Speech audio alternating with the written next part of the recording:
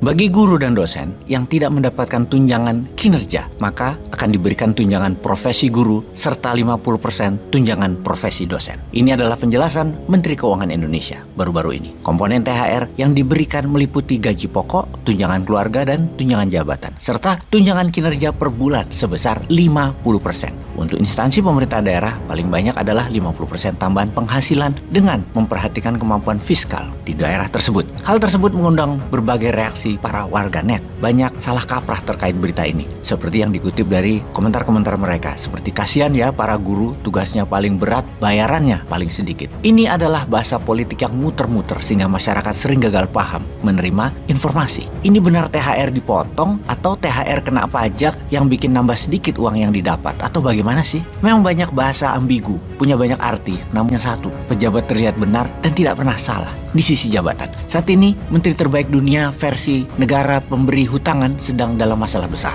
349 triliun rupiahnya masih dilindungi politikus, terutama politikus dari parpol, yang membuat anak muda Indonesia tidak jadi bermain di Piala Dunia usia 20 tahun. Yang tadinya udah mau jualan dirinya ke pelatih dan klub asing dunia, mendadak gak bisa tampil. Bahkan banyak lagi larangan FIFA yang membuat peran sepak bola Indonesia jadi tetap kelas kampung karena dihukum lama, tak boleh main di pentas dunia. Memang aneh zaman reformasi ini. Undang-undang yang membuat rakyat lebih baik lama sekali lahirnya atau diciptakannya lama. Tapi kalau undang-undang untuk keuntungan segelintir manusia elit di atas dan keuntungan asing, cepatnya bukan main. Kembali ke triliunan rupiah. 349 triliun rupiah itu bukan lagi sebuah mega korupsi di rezim ini. Ini adalah rekor dalam periode 7 presiden. 349 triliun money laundering merupakan era korupsi, bukan mega korupsi lagi. Ini adalah the best of the best korupsi, core of the core-nya korupsi yang kemudian dengan pedenya dilindungi secara berjamaah oleh politikus. Dan ada 460-an nama katanya dalam 349 triliun rupiah itu yang tersangkut. Bayangkan, ada yang mendapatkan 1 triliun rupiah pastinya kan? Coba kita hitung, tahun dia dapat 5% aja dari uang yang dia bungakan. Ini nilainya 50 miliar setahun atau 4,1 miliar sebulan. Kita bayangkan ya, dalam 1 bulan dia kalau tidak bisa menghabiskan uang 4,1 miliar, maka di awal bulan depannya dia dapat lagi 4,1 miliar. Lalu dia belanjakan lagi. Belum habis, datang lagi 4,1 miliar awal bulan depannya. Maklum, berangkatnya dulu karena dari orang nggak punya. Dapat 4,1 miliar sebulan, harus dihabiskan. Bingung. Kalau nggak habis, numpuk lagi. Bingung lagi. Coba bayangkan nasibnya. Apa nggak stres tuh? Hidup tiap hari harus ngabisin uang. Nggak habis-habis uangnya. Sudah dibelanjakan pol, gigi 5, remblong. Bulan depan datang lagi 4,1 miliar. Nggak sampai setahun belanja. Capek banget hidupnya karena harus belanja, dan belanja. Itu kalau dibelah rata 1 triliunan loh. Bayangkan kalau ternyata nggak rata, ada yang dapat 10 triliun. Dengan uang 10 triliun kalau dibungain setiap bulan dapat 40 miliar rupiah. Apa nggak lebih stres itu ngabisinnya?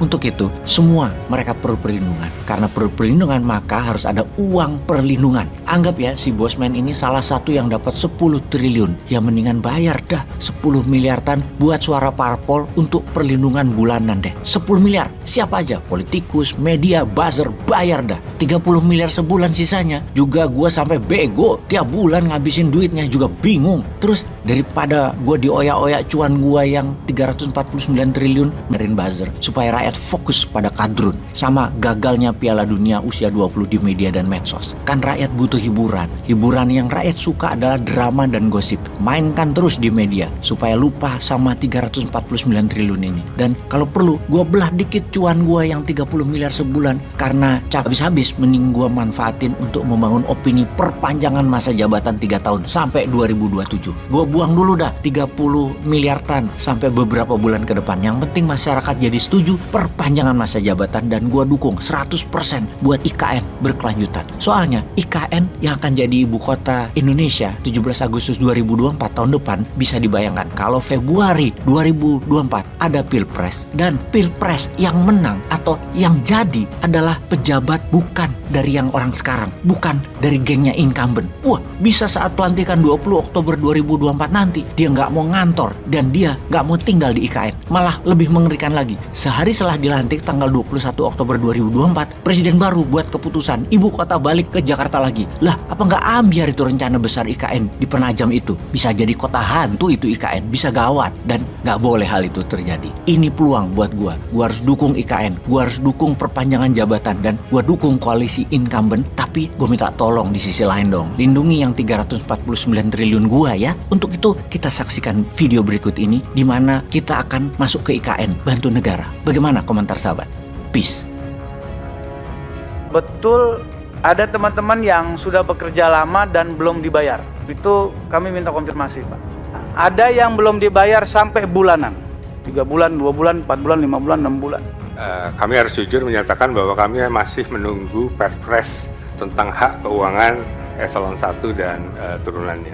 Kalau boleh jujur juga, saya dan Pak Doni juga butuh waktu 11 bulan hingga kami mendapatkan salary.